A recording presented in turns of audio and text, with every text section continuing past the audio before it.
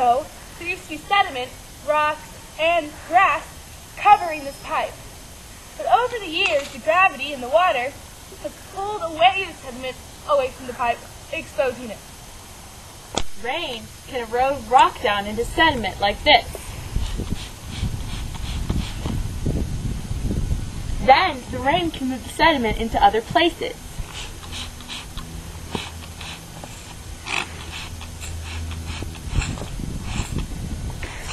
To where it's deposited.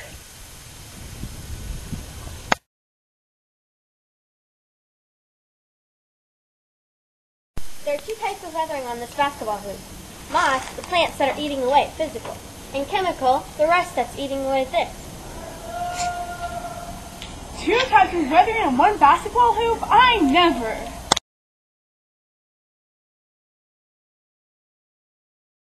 This is an example of ice wedging. This crack started out small, but over the years, water's gotten in it, frozen, and expanded. Every once in a while, you get a piece like this that is broken completely away from the rest of the rock, and you can throw it at your little sister.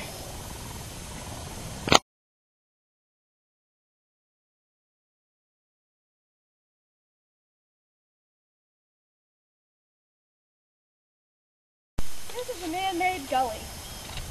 This was dug here on purpose so that rainwater would flow away from the house into the street. As you can see, over the past couple days, it has taken great effect, considering it just rained this week. It is only full of water after it rains. This is a rill, created in the sediment when it is raining. You can tell it's a rill because when you pour this water, it flows down in a narrow path. It was trying to find a gully to flow into. Unfortunately, it just hit mud.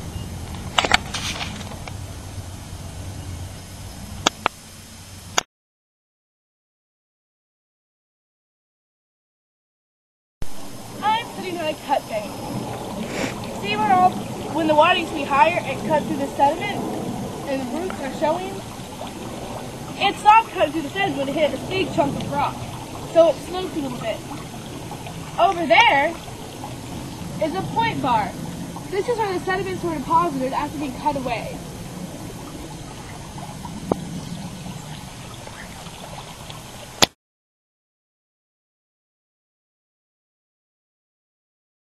Many years ago, sediment and the water level was very high on the rock, as you can see, because there's dirt to the left on it. The moss started to grow from the dirt that was in the crack. And down here, the water is rushing over the rock, taking pieces of the rock with it. It's now very smooth and very slick. And the last of the sediment that is left on the rock is the silt.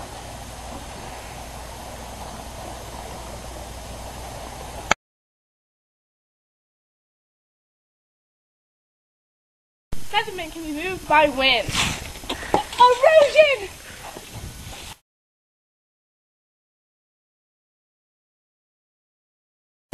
This is an example of slump. The forces of gravity, wind, rain, and especially water have pulled this load of dirt down into the river. As you can see, there's a tree growing horizontally into the side of dirt. Now the tree is flattened out, growing vertically again, adapting to its conditions. There are other examples of this throughout the river, especially the one over here, where it's completely fallen out.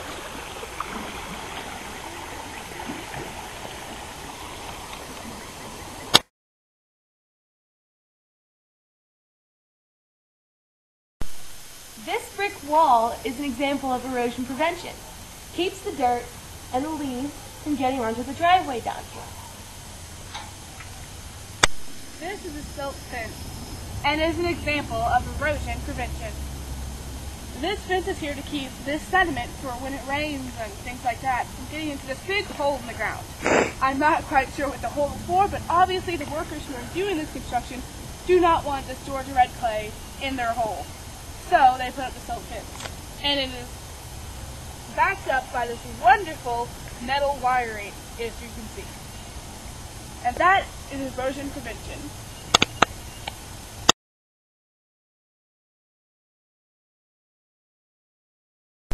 I'm sitting on a cut bank.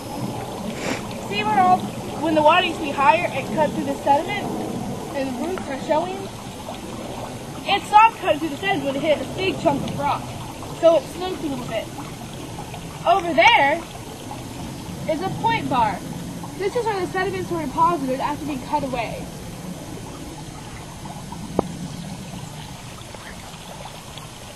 This is an example of deposition. Over the years, sediments have been washed down from this driveway, depositing here in the lowest point, and it kind of dips in. Now, plants and stuff are growing inside of the deposition because of the fertile soil that has flowed down. This is one way in which new land is created, new fertile land.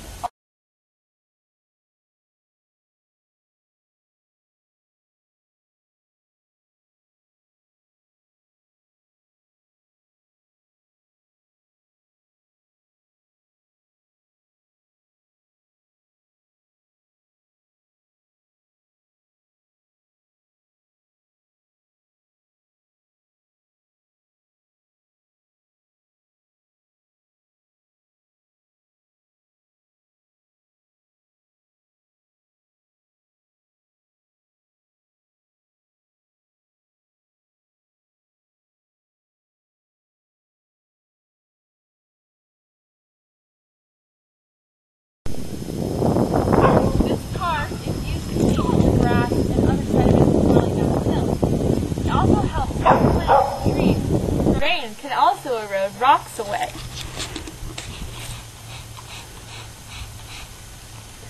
Then it can erode the rocks down into sediment. The rain can also wash the sediment into other places.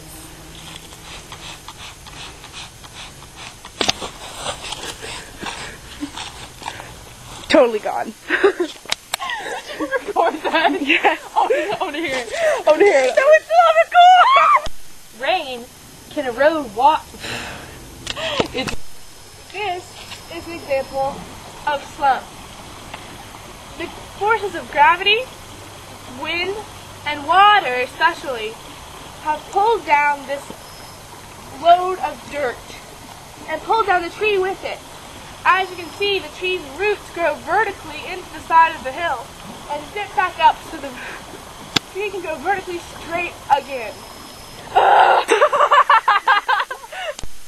Rain can weather rocks down into sediment like this.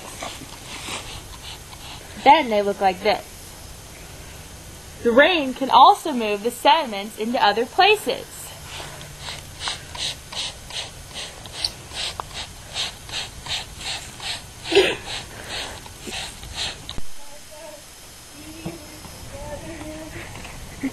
Melissa!